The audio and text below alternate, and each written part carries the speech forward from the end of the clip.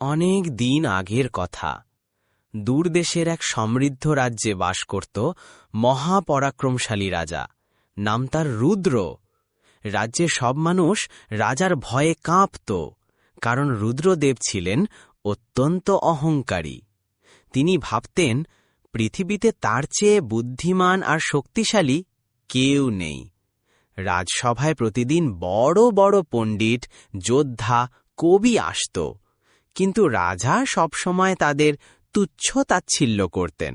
একদিন রাজা দরবারে ঘোষণা করলেন, শুনে রাখো সবাই, আমার বুদ্ধি, শক্তি আর জ্ঞানকে হারাতে পারবে এমন কেউ এই রাজ্যে জন্মায়নি। যদি কেউ আমাকে যুক্তিতে হারাতে পারে তবে তাকে আমি অর্ধেক রাজ্য দিয়ে দেব, কিন্তু যদি না পারে তার শাস্তি হবে ভয়ঙ্কর। রাজ্যের সবাই এই সংবাদ শুনে ভয়ে চুপ করে গেল। কেউ সাহস করল না চ্যালেঞ্জ নিতে, কারণ রাজার সামনে কেউ জিততে পারবে না এমন ধারণা সবার মনে গেঁথে গিয়েছিল। কিন্তু এই খবর এক গরিব রাখালের কানে গেল। তার নাম ছিল গোপাল। সে প্রতিদিন গরু চড়াত, বাঁশি বাজাত আর খোলা মাঠে বসে আকাশে তারা গুনত। গোপাল ছিল দরিদ্র, কিন্তু মনের দিক থেকে ছিল সাহসী এবং বুদ্ধিমান। খবর শুনে গোপাল হাসল, রাজার বুদ্ধি যদি এত বড় হয় তবে আমার বুদ্ধি ছোট হলেও চেষ্টা করতে ক্ষতি কি? পরের দিন গোপাল রাজপ্রাসাদের ফটকে গিয়ে প্রহরীদের বলল, আমি রাজার চ্যালেঞ্জ গ্রহণ করতে এসেছি। প্রহরীরা প্রথমে হাসাহাসি করল, তুই একটা রাখাল ছেলে রাজাকে হারাবে? হ্যাঁ, আমি হারাব, আমাকে রাজদরবারে যেতে দাও। সংবাদ পৌঁছাল রাজার কানে। রাজা মনে মনে হেসে উঠলেন।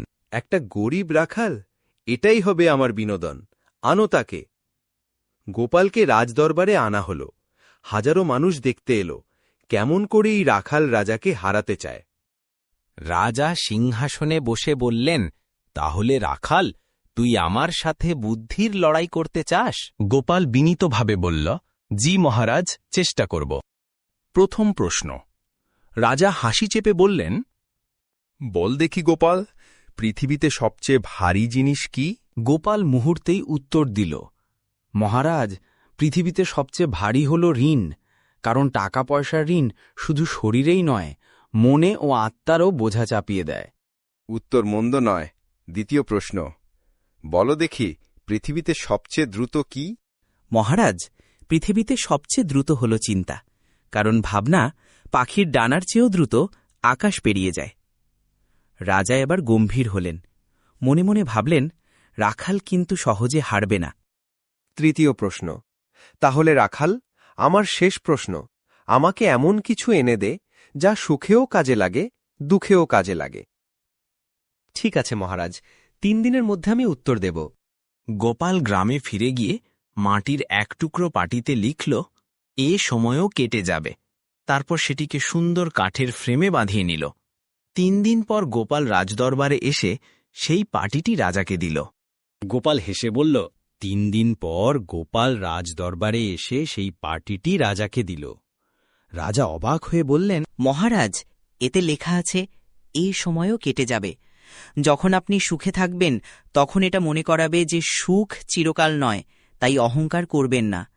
আর যখন দুঃখে থাকবেন তখন এটা মনে করাবে যে দুঃখ চিরকাল নয়, তাই হতাশ হবেন না। দরবারে শোরগোল পড়ে গেল। সবাই গোপালের বুদ্ধিতে মুগ্ধ হয়ে গেল। রাজা কিছুক্ষণ চুপ থেকে সবার সামনে উঠে দাঁড়ালেন। রাজা গম্ভীর কণ্ঠে বললেন, গোপাল, তুই সত্যি আমাকে হারিয়েছিস। তোর জ্ঞান আমার চেয়েও বড়। আমি ঘোষণা করছি, আজ থেকে আমি অহংকার ছেড়ে দেব, আর তুই আমার রাজদরবারের প্রধান উপদেষ্টা হবি। গোপাল হাসল। রাজা তার হাতে সোনার মুদ্রা আর জমি দিয়ে পুরস্কৃত করলেন। সেই দিন থেকে রুদ্রদেবের রাজ্য আরও সমৃদ্ধ হল, কারণ তিনি অহংকার ছেড়ে বিনয় শিখেছিলেন। আর গোপাল প্রমাণ করেছিল, বুদ্ধি আর জ্ঞান কখনো দরিদ্র বা ধনী দেখে জন্মায় না।